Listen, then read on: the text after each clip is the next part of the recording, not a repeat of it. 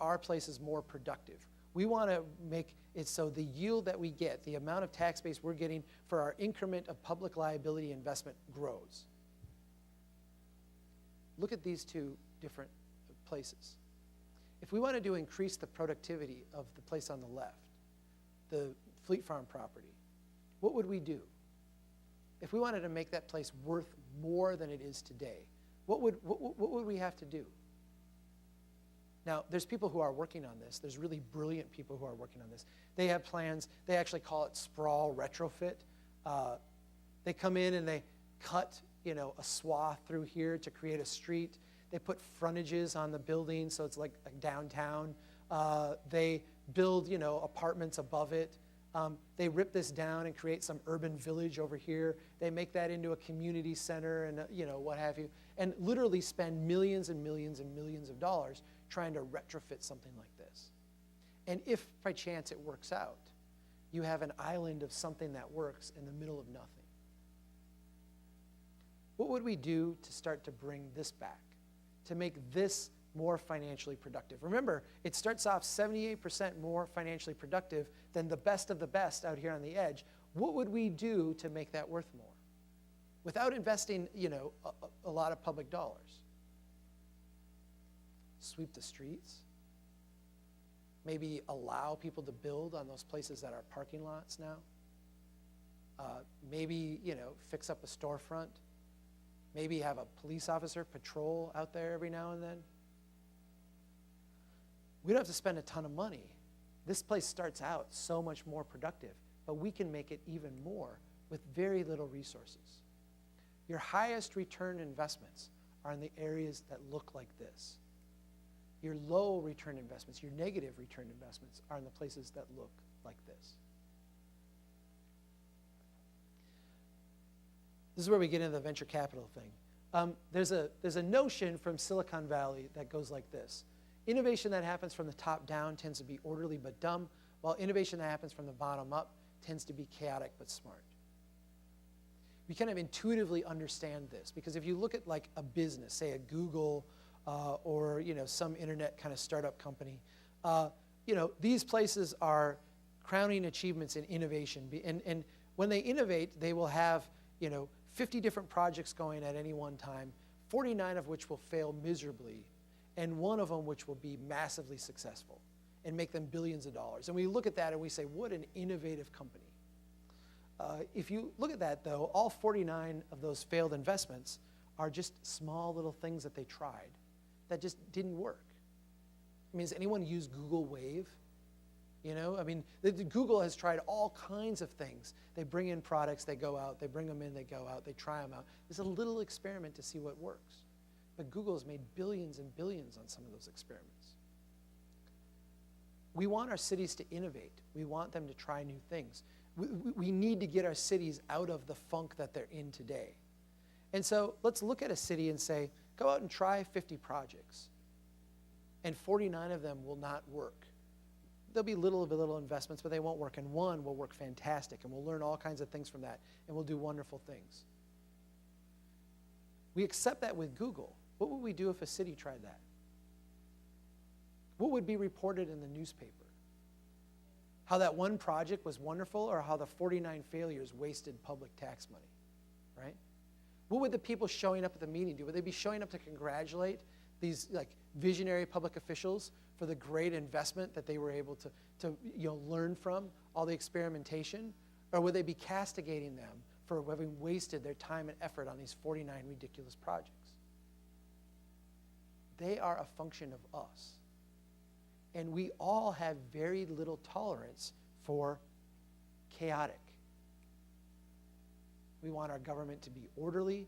We want our government to be efficient. And because of that, what we wind up with more often than not is government that is dumb. We need something completely different today. So let me give you a framework for thinking about this. It's funny because I travel around the country and nobody knows where this is. I know you guys do. This is Memphis, of course. I've done a lot of work with Memphis. I love Memphis. I love the people there. Memphis is a great city. But Memphis, if you look, at any statistics of desperation, Memphis and Detroit are like 1, 2 on every list, right? Crime, out-of-wedlock births, percent in poverty, what have you. Is it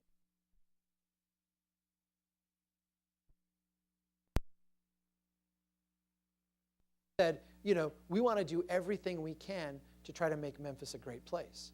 And if you look at the history of Memphis trying to do everything it can, they've basically followed every recommendation that professionals like me, the experts that come in and tell you, here's how you create growth, here's how you do the things that are going to create prosperity. They've done them all. They built a beltway. They built overpasses and frontage roads. They ran all the utilities out to the edge of town. They annexed property like nobody's business. They built a second beltway out in like the middle of nowhere.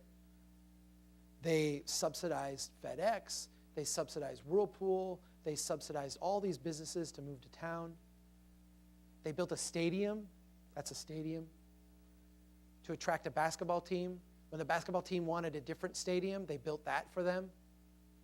They now subsidized a Bass Pro Shop to move into this stadium. They've done everything the old economy model tells you you're supposed to do to become more prosperous and wealthy, yet it's remained elusive.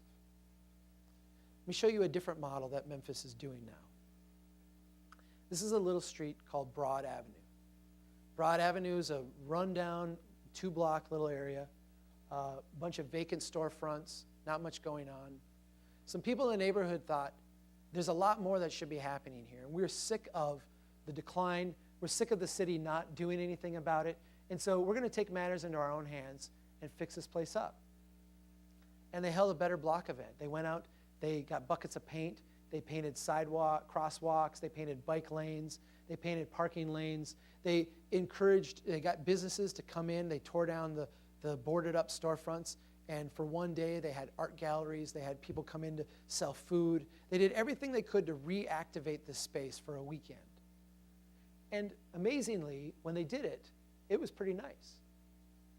And it stuck. Yes, at the end of the weekend, the stores closed down, the people went away, but pretty soon there was interest in this neighborhood.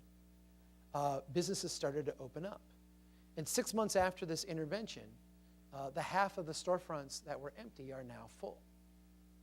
And not only full, but the rents that they're getting on them far, far exceed what they were asking before this project even started. A tiny, tiny experimental intervention. Very little money at risk. If it had been a complete failure, there's really nothing lost. Yet here, you have a huge return on investment.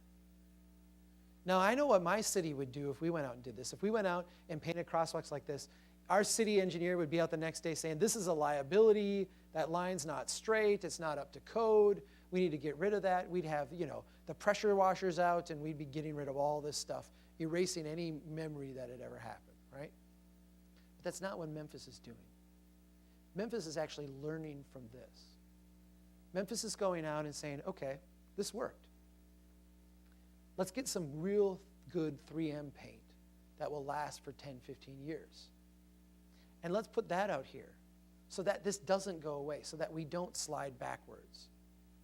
And beyond that, is there a way we could extend this a block or two in one of the other directions and maybe pick up a little bit there, see if a little bit of, stretching out, very, very low cost thing, we could have like spin-off effects from this.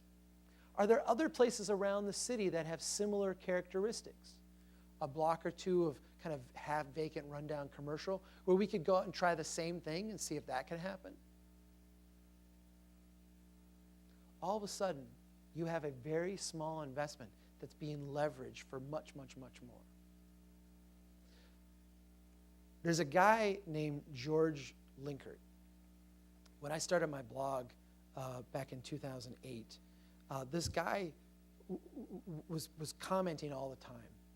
And, I would post something at 7 a.m. By 7:05 a.m., there would be a comment from George. And George would be saying things like, Chuck, I just don't get it. I'm from this city. I'm not seeing what you're seeing. You have to explain this differently. I don't get it. I think this is wrong. I think you're not understanding this. And he always had something, to say. always had some comment. And then, he wound up getting my email address, and he would start emailing me, sending me pictures. What do you think of this? What do you think of that?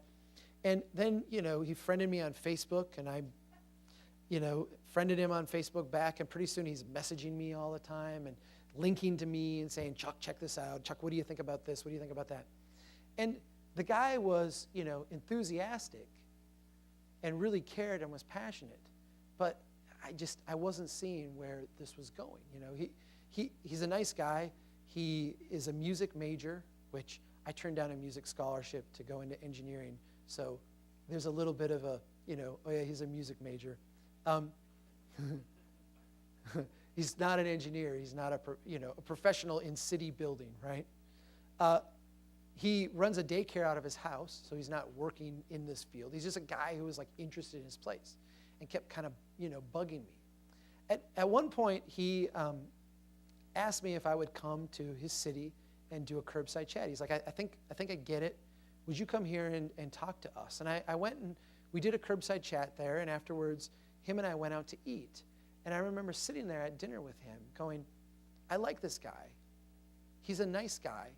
His heart's in the right place. But what am I doing with my life? How can this possibly ever amount to anything? How can this interaction that I'm spending all this time with this person ever amount to anything more than just a nice evening at dinner? Well, a couple months later, George has started his own blog. He's writing about his city.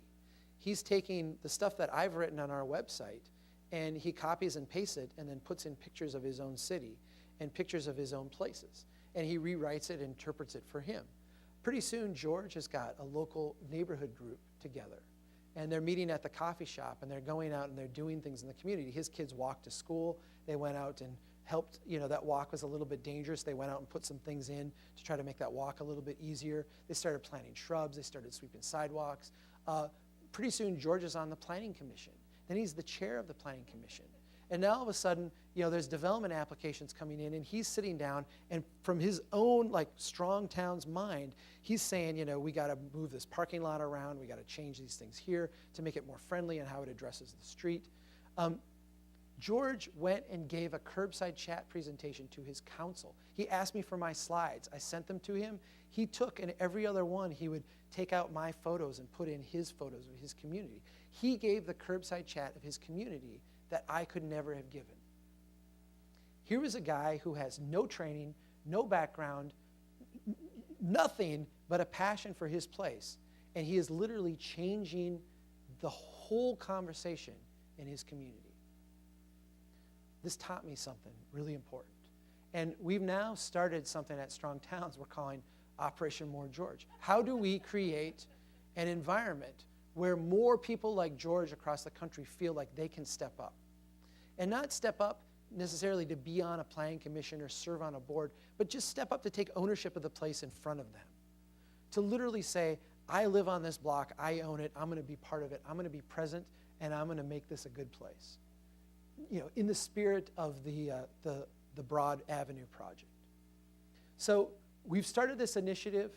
We're working with places across the country. We actually started our own local chapter in my hometown called A Better Brainerd. And we are now going out and doing things like, taking vacant lots and cleaning them up. We are putting in our own crosswalks where people are trying to cross the streets. We've got a project we're going to do here in a couple weeks where you've got a really nasty road that goes through town that's really hard to cross, yet there's crosswalks there and these neighborhoods that are kind of cut off from each other. And we're just going to set up flags for people to wave when they walk across the road. I mean, literally simple, tiny things that cost 50 cents, but yet cumulatively, when you start to do this, are those tiny little fine-grained experimental investments. What we are trying to do and what Operation More George and what George is actually doing is helping to reorient its community away from the large, big, top-down, orderly but dumb, build it and they will come mentality into something that says we need to focus on the fine grain, the high return investments, the incremental approach over time by focusing on the traditional development pattern and the quality of life for the people that live within our communities. that is literally the strategy that's going to make our towns resilient and strong again. So to finish up, the current path that cities are on is not financially stable. We've literally all gone down the same route. We've all done the same thing. We've all adopted the same theories, the same approach, the same financing mechanisms. We're all in this together, and it's not stable. The future for most cities is not going to resemble the recent past. There's this narrative, I watch CNBC kind of for the humor. If you watch CNBC, there's this idea that, we're going through this, whatever they call it, and then pretty soon we're going to be right back to the post-World War II growth trajectory. And, we're not only not going back to 2005, we're not going back to 1955. The beginning conditions of the next 60 years is vastly different than the beginning conditions of the last 60 years. It's going to be completely different. I'm not going to pretend to know what that is, but I do know that it will be different. And because it will be different, we need different systems, different approaches, different mentalities. And so, number 3, the main determinant of future prosperity will be the ability of local leaders to transform their communities. Not just the elected officials, not just the appointed officials, the staff, but literally the leaders within our blocks, within our neighborhoods, within our communities that step up and demand a different mentality, a different approach, take ownership of their own places. Those will be the cities, as this whole thing shakes out, that are able to emerge as the most prosperous. We put out a book last year. I've got some copies here if any of you are interested. They're $10 each. We're really just trying to cover our costs here. The book goes through some of the essays that we've published over the years and is kind of a good 101 on strong towns. We also I have one of these left. This is the companion booklet to the Curbside Chat presentation. This is available for free on our website if you want it in PDF format. If you want a really nice one, this is also $10. One of the things we did so that public officials would read it is we put a lot of pictures and really big words, large fonts, and not a lot of text. So if you want to get through, you can get through this in literally 2 minutes, or you can take a couple hours and read real deep into it. But that's online for free. Our website is at strongtowns.org. We publish a blog 3 days a week. We do a podcast once a week. We do a TV video once a week. Encourage you to log on, take part in that, share the information, print it out, copy it, repost it, do whatever you want. Strongtowns.net is a social network we created. Think of like Facebook without your high school sweetheart. It's based around people who are trying to work to implement Strong Towns thinking in their community. So if you have questions, if you want to talk about things, if you just want to see what other people are talking about or doing, strongtowns.net is that site. They're both free, and everybody who is interested is welcome. Thank you so much. We've got about 10 or 15 minutes if anybody has any questions or comments or wants to talk about anything specific. Thank you so much for coming tonight.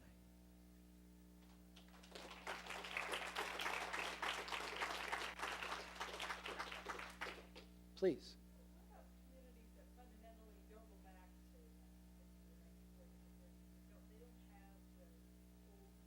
Yeah. Yeah. Wow. Yeah, that's a really, really good question. The cities that I live in, Brainerd and Baxter, right next to each other. Brainerd is the old city, and Baxter is the post-World War II, all basically 1980s and after. And, I've written kind of extensively about what Baxter needs to do to get to someplace that's financially viable. It is painful. The old city can actually do it because it's in their DNA. Right now, if you look at the DNA of an old city with that like taco project, we're taking the old DNA and we're trying to transform it into this new DNA, and it doesn't work. And when you go back, it goes back immediately, and it goes back strong. When you take the post-World War II DNA, those cities built with the curvilinear streets and the dead ends and the cul-de-sacs and all that, and you try to impose pre-World War II DNA on it, it's it's equally painful. It's really difficult. I don't have a good solution. And I think, I haven't spent a lot of time on it because generally those are places where it's the smoker who doesn't want to quit. How much time do you spend on the smoker that really doesn't want to quit? I don't know. Maybe we should be spending more on them, but I don't have a really good, easy answer. You love them, yeah. No, I totally. But you look at those places. What's the future for those places? And think of the far exurbs. Okay, the far exurbs as being the leading edge of this. What's the future for these places? And gosh, you started me out on the toughest, most depressing question that I hopefully will get tonight. I did this show on Minnesota Public Radio. They invited me on as a guest, and it was about the future of the suburbs. And I just talked very matter of fact about them, and I had people calling in yelling at me, crying, mad. Why do you hate the suburbs? I'm I don't hate the suburbs. I'm telling you that they're not financially viable. So what happens to a place that's not financially viable? Well, first, things start to decline, and there's no will or no tax base to reinvest. And then you see things like paved roads turned into gravel. You see things like houses become stagnating in value or declining in value relative to other parts of the market that are increasing in value. Then you see movement from those neighborhoods that are in decline to neighborhoods that are not. This is the reverse of what happened in the 50s. And you can see this in places like Detroit, where they've actually gone through the full cycle of this. You see whole neighborhoods that are ultimately abandoned. That's a really painful place to be. Is there a way to make that transition easier? Yeah, I think that there is. A lot of those are difficulties because when you move to those places, you're usually doing it with a certain expectation. You move to them when they're shiny and new. And so, you have a certain expectation that it will remain that way.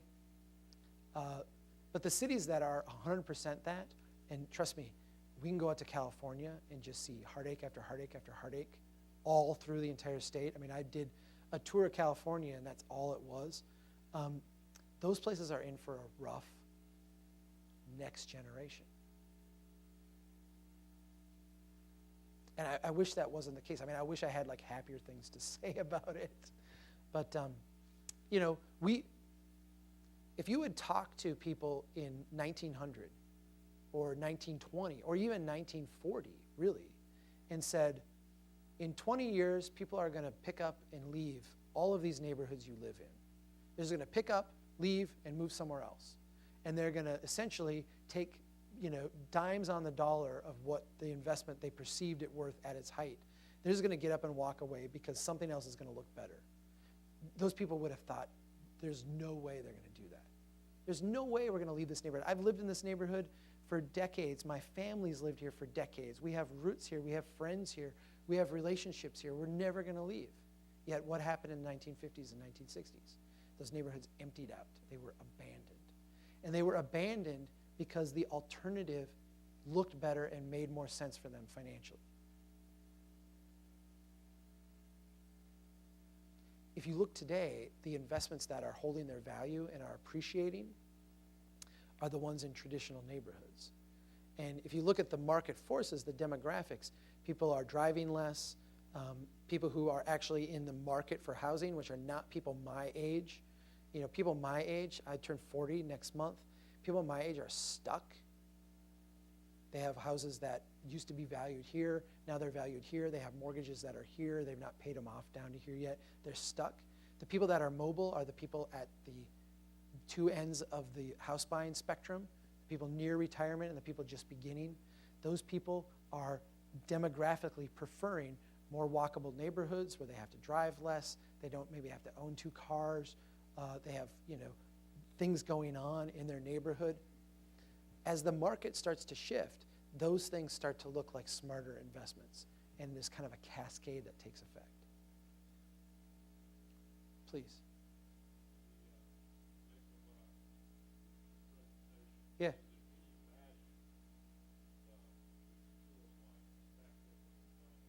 Mm. Mm. Yeah. Sure.